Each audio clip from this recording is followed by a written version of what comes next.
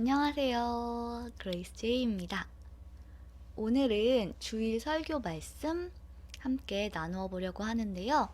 이번 주 말씀은 누가복음 20장 27절에서부터 38절까지였어요. 제목은 하나님 앞에 있는 사람은 살아있다 라는 제목이었고요. 먼저 본문 말씀부터 읽고 나서 제가 느낀 것들을 함께 나누어 보도록 하겠습니다. 누가복음 20장 27절에서 38절까지입니다. 읽어볼게요. 부활이 없다고 주장하는 사두개인 중 어떤 이들이 와서 물어 이르되 선생님이여 모세가 우리에게 써주기를 만일 어떤 사람의 형이 아내를 두고 자식이 없이 죽으면 그 동생이 그 아내를 취하여 형을 위하여 상속자를 세울지니라 하였나이다. 그런데 7형제가 있었는데 마지가 아내를 취하였다가 자식이 없이 죽고 그 둘째와 셋째가 그를 취하고 7이 다 그와 같이 자식이 없이 죽고 그 후에 여자도 죽었나이다. 7이 다 그를 아내로 취하였으니 부활 때에 그 중에 누구의 아내가 되리이까? 예수께서 이르시되 이 세상의 자녀들은 장가도 가고 시집도 가되 저 세상과 및 죽은 자 가운데서 부활함을 얻기에 합당히 여김을 받은 자들은 장가가고 시집가는 일이 없으며 그들은 다시 죽을 수도 없나니 이는 천사와 동등이요 부활의 자녀로서 하나님의 자녀임이라. 죽은 자가 살아난다는 것은 모세도 가시나무 떨기에 관한 글에서 주를 아브라함의 하나님이요 이삭의 하나님이요 야곱의 하나님이시라 칭하였나니 하나님은 죽은 자의 하나님이 아니요 살아있는 자의 하나님이시라. 하나님에게는 모든 사람이 살았느니라 하시니. 네, 여기까지가 본문 말씀이었습니다. 이 말씀과 관련해서 목사님께서 주보 앞에 쓰신 글을 먼저 한번 읽어볼게요. 그 후에 이제 저의 묵상을 나누어 보려고 하는데요. 읽어보자면 오늘 복음의 핵심은 38절 후반절 하나님 앞에 있는 모든 사람은 살아있다는 말씀이다. 마태와 마가와 달리 누가가 하나님은 살아있는 이들의 하나님이시다 는 것에 관한 세심한 해석을 위해 더한 글이다. 루터는 이 말씀을 그들은 모두 하나님을 향해서 살아있다고 번역했다. 아브라함, 이삭, 그리고 야곱이 하나님 앞에서 살아있다면 이제 과연 살아있다는 것은 무엇인가에 관한 깊은 성찰이 필요하다. 살아있다는 것은 무엇인가?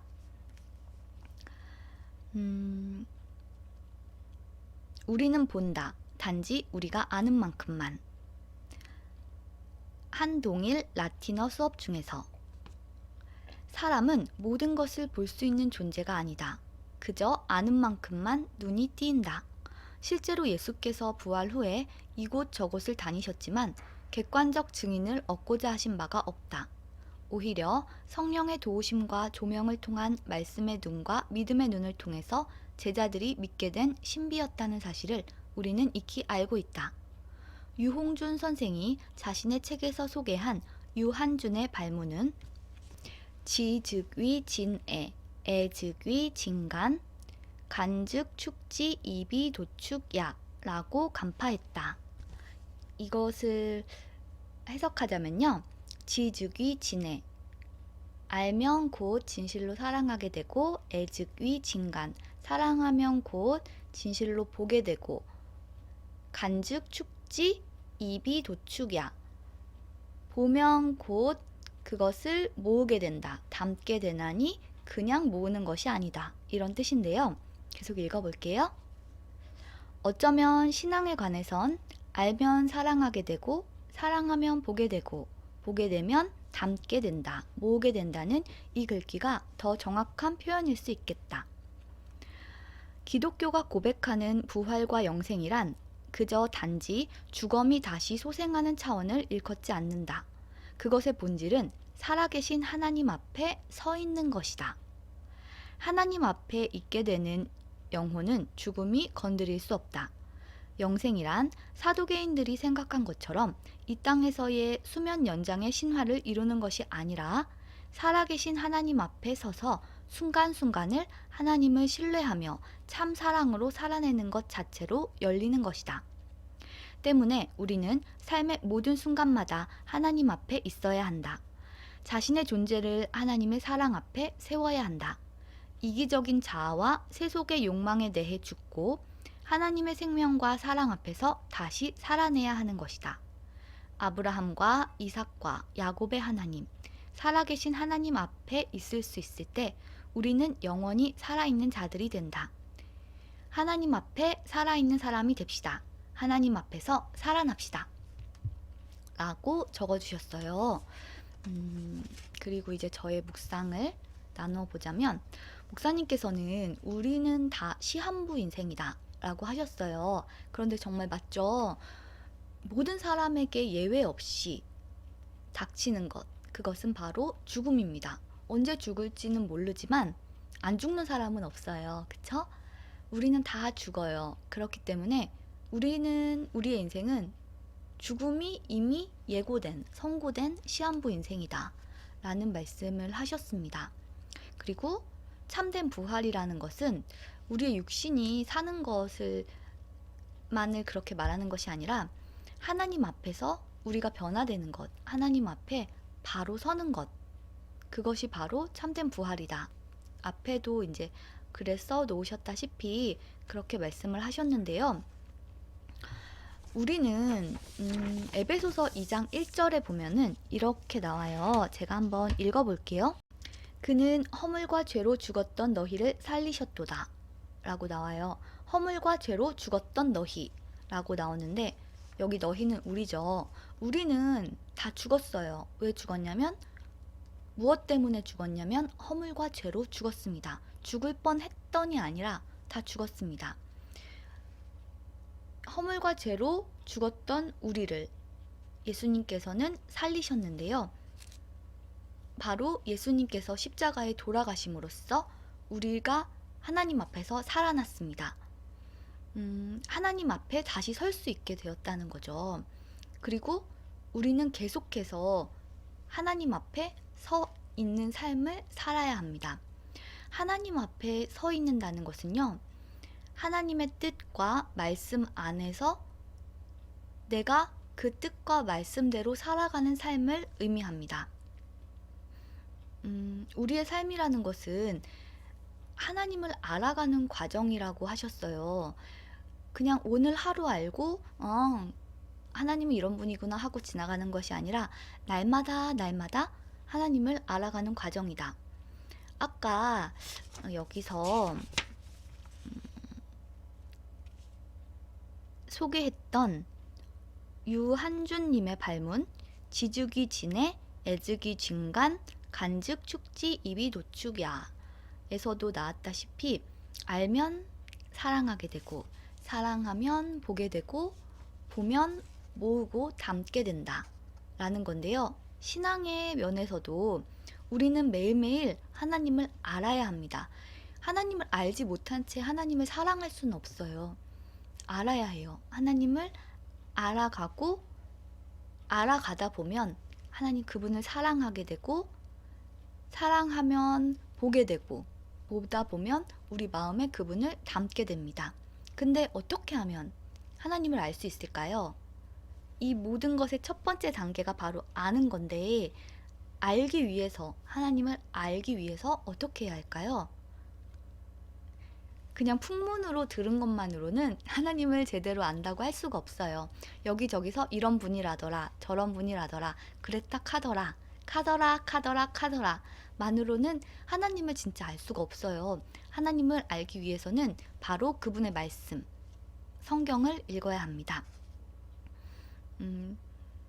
그냥 남이 하는, 남이 말하는, 남이 전해주는 그런 하나님이 아니라 바로 진짜 하나님을 알기 위해서는 우리는 말씀을 읽어야 해요. 말씀이 조금 딱딱하고 재미가 없을 때도 있지만, 그럼에도 불구하고 하나님을 아는 첫 단계는 바로 이 말씀을 읽는 것입니다. 그렇게 해서 하나님의 속성을 알고 하나님에 관해서 알게 되면 우리는 그분을 사랑하게 되고 그분을 보게 되고 그분을 우리 마음에 담게 되는 거죠. 그렇기 때문에 저 역시도 매일매일 성경 쓰기를 하고 또 이렇게 성경을 읽기도 하고 하면서 하나님을 알아가기 위해서 또 노력을 하고 있는데요. 우리 함께 하나님을 알아갔으면 좋겠어요. 저는 지금 운이 좋아서 또 이렇게 기회가 돼서